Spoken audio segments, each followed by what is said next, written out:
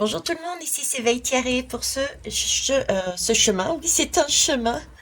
Nous allons sur le chemin du 2 février. Donc allons voir ce qui se passe sur ce chemin. Comme d'habitude, je prendrai la roue de la médecine chamanique et ne plus se mettre en colère. Alors je vous parle de chemin et puis c'est peut-être quelque chose d'important, de grand, d'éclairant. On va aller voir ça. Allez, c'est parti. Donc, 2 février.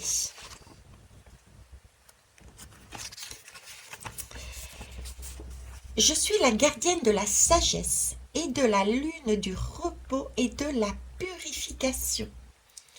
Tu sais déjà que le chaos, même s'il est déstabilisant, est fondamental à tout processus de création ou de naissance.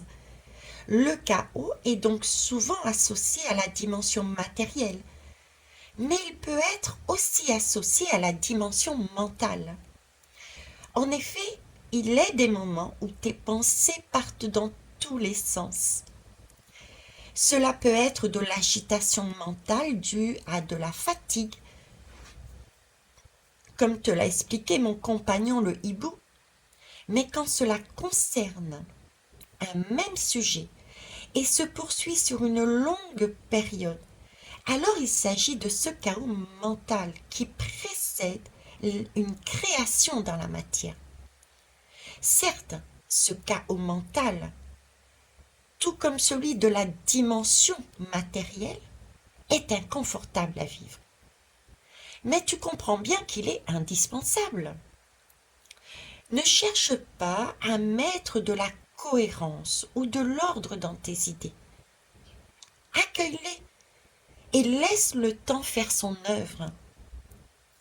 Dans ton chaos mental, les idées se rencontrent et dansent ensemble comme des atomes qui fusionnent et créent un nouvel élément.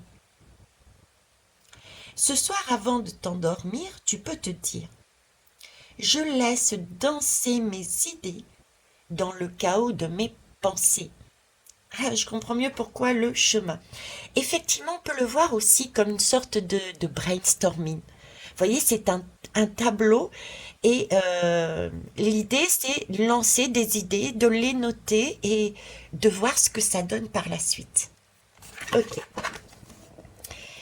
Et justement, ne pas prendre ça comme un chaos, ne pas bouillir sur place. Alors, ne plus se mettre en colère.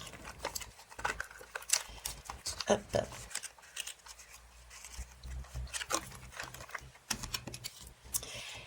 Je ne me laisse plus entraîner à la colère par la colère d'autrui.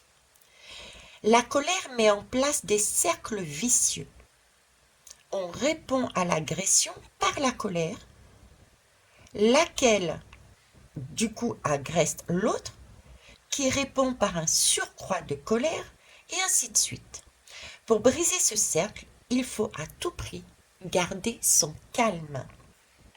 Voilà, je vous souhaite une belle journée, puis on se voit, écoutez, demain 3 février. Au revoir.